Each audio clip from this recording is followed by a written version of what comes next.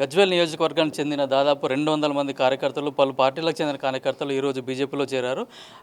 BJP కొత్త అధ్యక్షుడు రామచంద్రరావు ఆధ్వర్యంలో ఈరోజు బీజేపీ పార్టీలో చేరారు. వారిని అడిగి మరిన్ని తెలుసుకుందాం.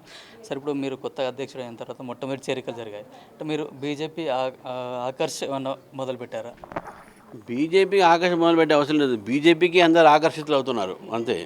దాన్ని మేము ఎందుకు పెడతాం? వాళ్ళు మాకు ఆకర్షితులే మా దగ్గరకు వస్తున్నారు.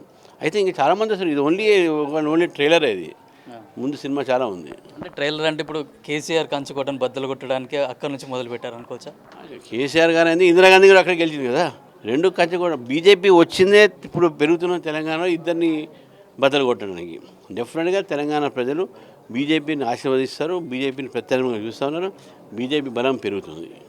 ఇప్పుడు జూబ్లీహిల్స్ ఎన్నిక కూడా రాబోతుంది. దీనికి ఇప్పటి నుంచే మీరు అభ్యర్థిని ఖరారు చేయడానికి ఏమన్నా కార్యాచరణ కానీ అట్లా మన అభ్యర్థిని ఎంచుకునే ప్రయత్నాలు ఏమైనా జరుగుతున్నాయి? అది కిషన్ రెడ్డి గారు కాన్ఫరెన్స్ చేస్తుంది, వారిని అడగాలి. ఎందుకంటే మా సీనియర్ లీడర్ పార్టీలో వారి మంత్రి కూడా, వారి పార్లమెంట్ అది.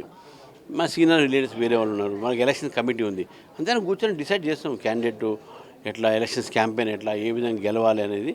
ఆ తర్వాత వ్యూహం రచిస్తాం. నిన్న ఒక హైడ్రామా జరిగింది హైదరాబాద్లో. కేటీఆర్ అక్కడ చేరేసుకొని ప్రెస్ క్లబ్లో కూర్చోవడము, కాంగ్రెస్ వాళ్ళు మీరు అసెంబ్లీకి రమ్మని అసెంబ్లీ స్పీకర్కి లేఖ రాయండి అని అనడం, ఇదంతా ఎట్లా చూస్తారు మీరు?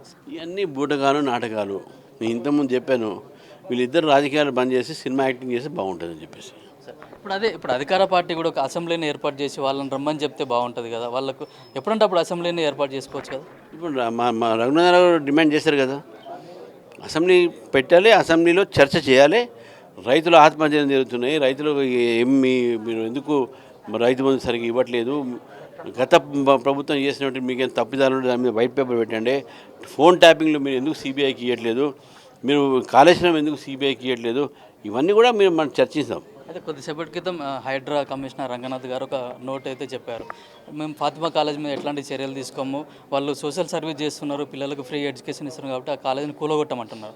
దాన్ని బీజేపీ పార్టీ అధ్యక్షులు మీరు ఏ విధంగా చూస్తారు? రేవంత్ రెడ్డి ప్రభుత్వము కేవలం పేదవాళ్ళని ఇల్లే కూలగొడుతుంది. మజ్లిస్ పార్టీ సంబంధించినటువంటి ఒక సంస్థలు కూడా వాళ్ళ కూలగొట్టే దమ్ము లేదు. అది నేను చెప్తా ఉన్నాను. అంటే ఇద్దరు దోస్తాన్ని కుదిరింది అనుకుంటున్నాను. కుదిరితే బహిరంగంగా వాళ్ళు ఇదేదైనా అక్రమ సంబంధాలా? మంచి బహిరంగ సంబంధాలు ఇవన్నీ. భవిష్యత్తులో బీజేపీ పార్టీని అధికారంలో తీసుకొస్తామని అయితే బీజేపీ పార్టీకి అందరూ ఆకర్షితులు అవుతున్నారని కూడా బీజేపీ అధ్యక్షుడు రామచంద్రరావు చెప్తున్నారు. కెమెరామెన్ తరుణ్తో కిరణ్ కుమార్, పల్లవి టీవీ, హైదరాబాద్.